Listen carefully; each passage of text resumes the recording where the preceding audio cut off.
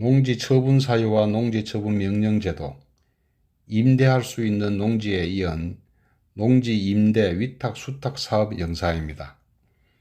농지 처분 사유와 농지 처분 명령제도 영상을 시청하지 않으신 분들은 영상을 찾아 시청하시고 본 영상을 시청하시기를 권해드립니다.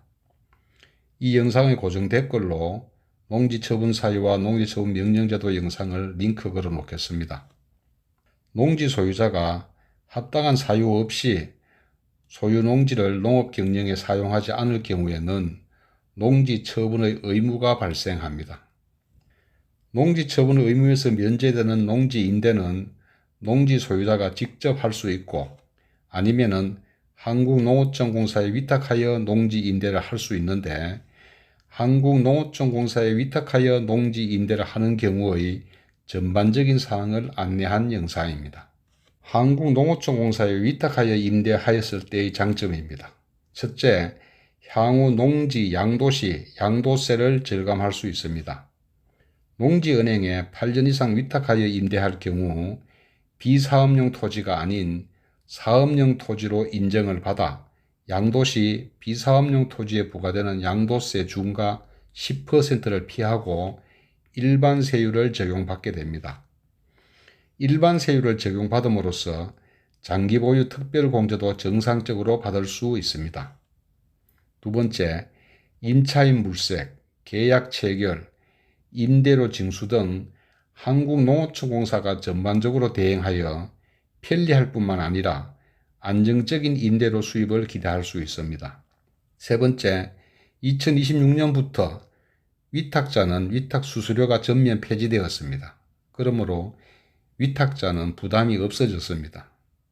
네 번째, 정부에서 실시하는 농지 이용 실태 조사에 따른 처분 명령에서 제외됩니다.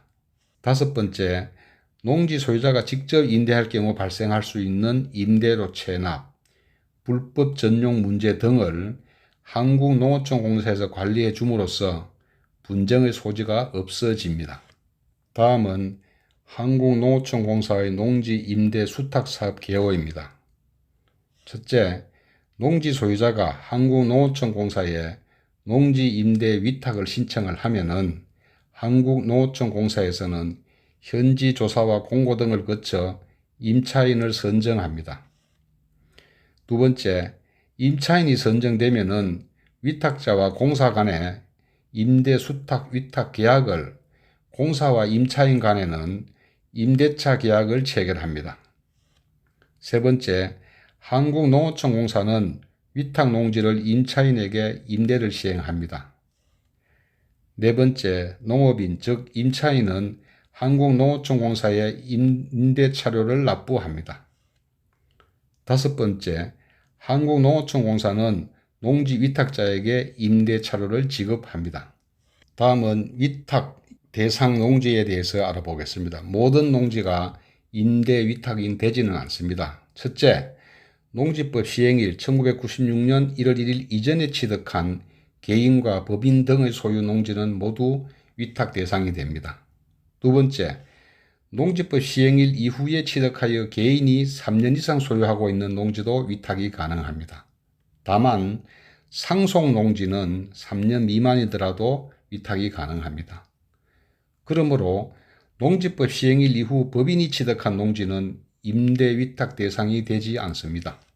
세 번째, 위탁 농지에 부속한 시설도 위탁 대상이 됩니다. 그 시설을 살펴보면은 고정식 온실, 버섯 재배사, 비닐하우스, 축사, 곤충사육사, 퇴비장, 농막, 농촌 체류형 쉼터, 간이 저온 저장고, 간이 액비 저장소, 수직 농장, 식물 공장 등도 위탁이 가능합니다.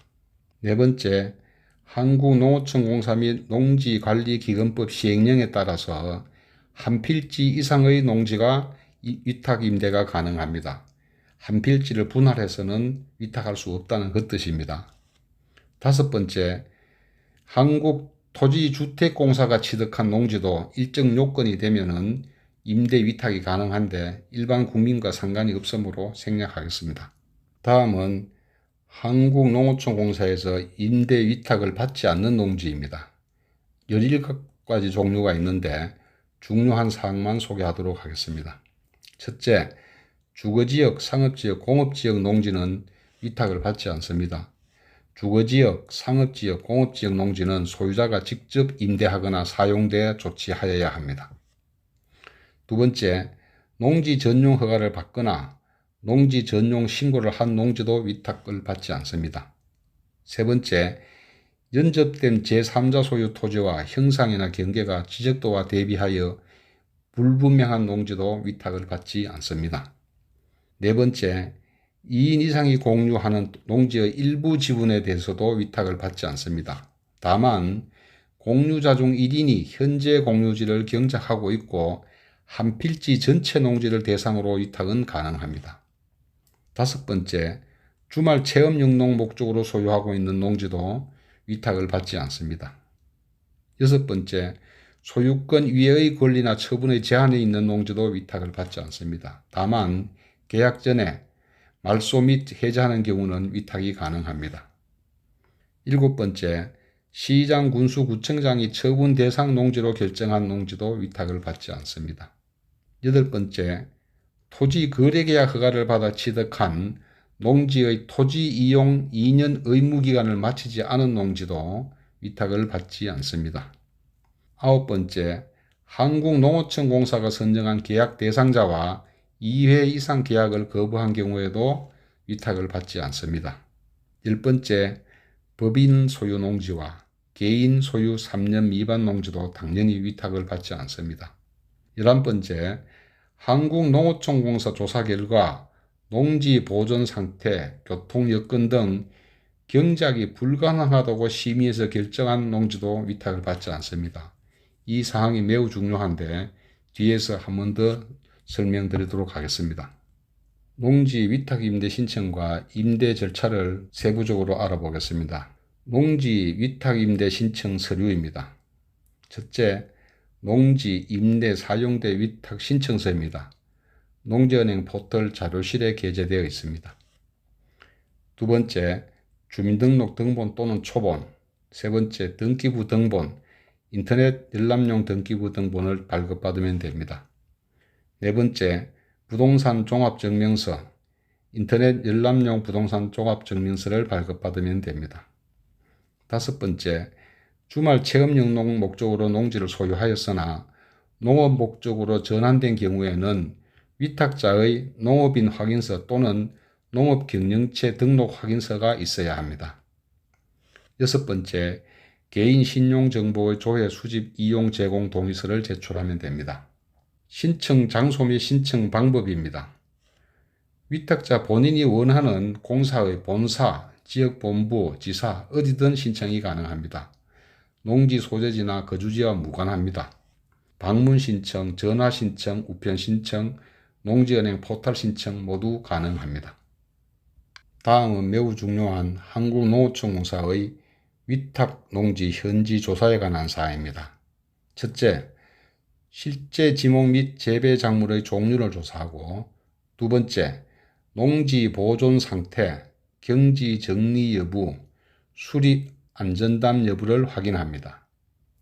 세 번째, 교통 여건도 확인합니다. 이는 접근성과 농기계 출입 가능성을 조사하는 겁니다.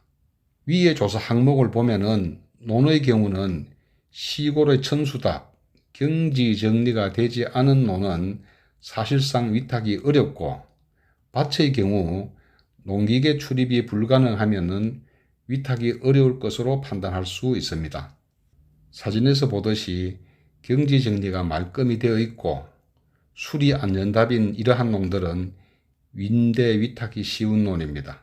그러나 경지 정리가 되지 않은 시골의 천수답은 임대 위탁이 어려운 논으로 판단할 수 있습니다. 밭의 경우에는 접근성이 좋으면 임대 위탁이 가능할 것이고, 접근성이 나쁜 산중의 밭 이런 것들은 임대 위탁이 어려운 밭으로 판단할 수 있습니다. 임대 위탁 신청 시설물 조사는 농지에 부속된 건물 등을 건축물 현황 조사를 하고 시설물 현황과 보존 상태들을 중점 조사합니다. 또한 현지 의견 수렴과 확인을 하는데 농지의 이용 상태, 관행 임대 차료 등에 대해서 현지 농업인들의 의견을 수렴을 하고 임대 차료도 조사를 합니다. 위탁 신청 농지가 속한 지역의 임대차 수준, 현 재배 작물 및 생산량, 농지 조건 등을 감안해서 임대차료를 조사합니다. 현물로 조사된 임대차료는 시장 가격 등을 고려해서 현금으로 환산합니다. 수탁이 가능한지에 대한 통보는 신청 서류 검토와 현지 조사를 거쳐 수탁 대상 농지가 아닌 경우는 즉시 통보해 줍니다. 임차인 선정 기간 중 임차인 신청이 없을 경우에도 위탁 신청자에게 수탁 불가 통보를 해 줍니다. 위수탁 협의입니다. 한국농어촌공사는 현지 조사 및 임차인과 협의 결과를 근거로 임대 차료, 임대차 절차, 수탁 조건을 신청자에게 제시하고 위탁 의사를 최종적으로 합니다.